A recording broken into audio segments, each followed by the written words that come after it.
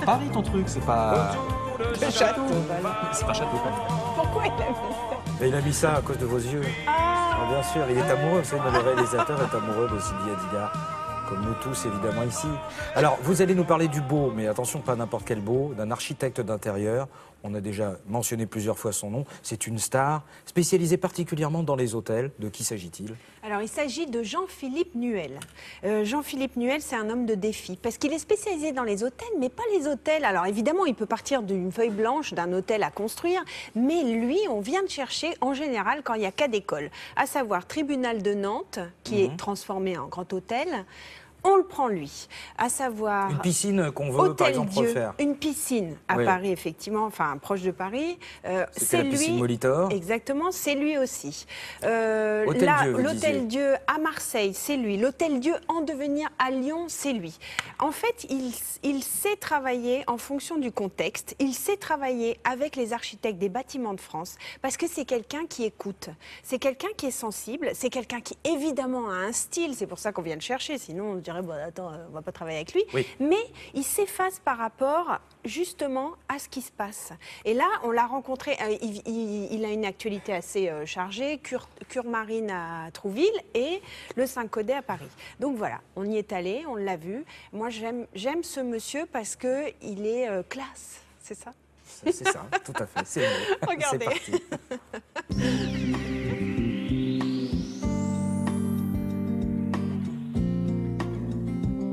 On est dans un ancien central de France Télécom. Nourri par cette histoire du lieu, à la fois du quartier qui est un quartier très résidentiel et ce bâtiment qui est de tradition industrielle. L'idée c'est d'avoir fait un hôtel qui casse un peu les codes hôteliers. On donne l'impression aux gens qu'ils ont un petit pied-à-terre parisien qui joue un peu avec les références au loft puisqu'il y a ce côté industriel. Et donc par exemple ici on a plein de chambres en double niveau, en mezzanine. Les couloirs sont assez spécifiques parce qu'ils sont très hauts. Mais l'idée de base, c'est qu'on a l'impression d'être chez soi et qu'on puisse s'approprier chacune des chambres, chacun des lieux.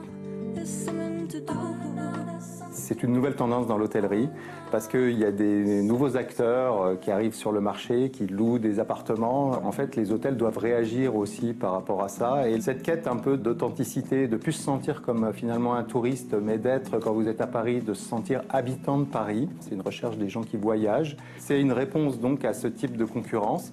Et donc, ça devient de ce fait une tendance. Comme pour chacun de mes projets, il y a une partie du mobilier qui a été spécifiquement dessinée. C'est un mixte en fait entre des choses complètement sur mesure en mobilier, des œuvres d'art qui ont été faites spécifiquement pour l'hôtel, avec ici 400 œuvres d'art puisqu'il y avait ce côté un peu hôtel de collectionneur. Donc ça appartient à l'histoire spécifique de chacun des projets. Ici, on a fait une petite table qui est en résine et fibre de lin avec un éditeur qui est spécialisé sur cette approche. Et puis en bas, dans le lobby, on a dessiné aussi un bureau qui est fait en bronze et lac.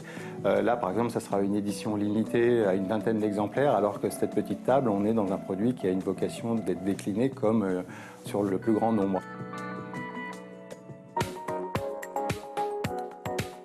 Quand on travaille sur des lieux différents, il y a une espèce d'alchimie qui se crée. C'est pas le même programme, c'est pas le même environnement.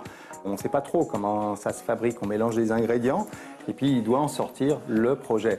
Maintenant, comme les cinéastes ou comme les écrivains, on dit qu'on écrit toujours le même livre, qu'on fait toujours le même film, parce que finalement, il y a aussi beaucoup de nous-mêmes dans chacun des projets. Mais je n'ai pas l'ambition de le faire ressortir. Ça doit être quelque chose de naturel. J'aime bien être porté par le projet.